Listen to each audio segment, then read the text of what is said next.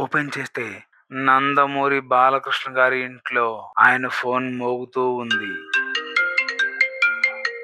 కాసేపటి తర్వాత ఆయన లిఫ్ట్ చేసి ఎవరు అని అడిగారు. దానికి అవతల నుంచి సార్, నేను డైరెక్టర్ సుకుమార్ని మాట్లాడుతున్నాను అన్నారు. బాలకృష్ణ గారు సుకుమార్ గారు ఎలా ఉన్నారు అని అడిగారు. సుకుమార్ గారు బాగున్నాను సార్. బాలకృష్ణ గారు ఏంటి విషయం సుకుమార్ గారు? సుకు సార్, నేను మీతో ఒక సినిమా చేద్దాం అనుకుంటున్నాను. బాలకృష్ణ గారు ఓకే, మీతో పని చేయడం నాకు చాలా ఇష్టం. ఇంతకీ కథ ఏంటి? అందులో నా పాత్ర ఏంటి? సుక్కు సార్, ఇదొక మాఫియా సినిమా. అందులో మీరు మాఫియా డాన్, డ్రగ్స్, ఆయుధాల తయారీ, సప్లై ఇలాంటి పనులు చేస్తూ ఉంటారు. మిమ్మల్ని పట్టుకునే పాత్రలో వేరే హీరో కూడా ఉంటారు. బాలకృష్ణ గారు అదేంటి, నా సినిమా అంటే మీసాలు తిప్పే సన్నివేశాలు, తొడగొట్టే సన్నివేశాలు లేవా? సుకుమార్ గారు అంటే మీరు డాన్ కదా, అవన్నీ కాకుండా కారుతో చేజ్లు, గన్ తిప్పడాలు ఇలా కొత్తగా ట్రై చేద్దాం అనుకున్నాను. బాలకృష్ణ గారు ఇంతకీ ఇంకో హీరో ఎవరు?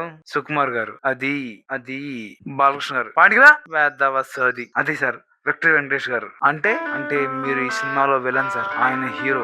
ఇలా మీ ఇద్దరితో ఒక కొత్తగా ట్రై చేయాలని అనుకుంటున్నాను సార్. నాకు ఓకే, మిగతా ఏర్పాట్లు చూడండి. Thank you sir, thank you so much. Sukumar ఒక నిమిషం, ఫ్లూట్ జింక ముందు వద్దు, సింహం ముందు కాదు అని బాలకృష్ణ గారు ఫోన్ కట్ చేశారంట. బాలకృష్ణ గారు విలన్ గా, వెంకటేష్ గారి హీరోగా, సుకుమార్ గారి డైరెక్షన్ లో ఒక స్క్రిప్ట్ డెవలప్ అయిందంట.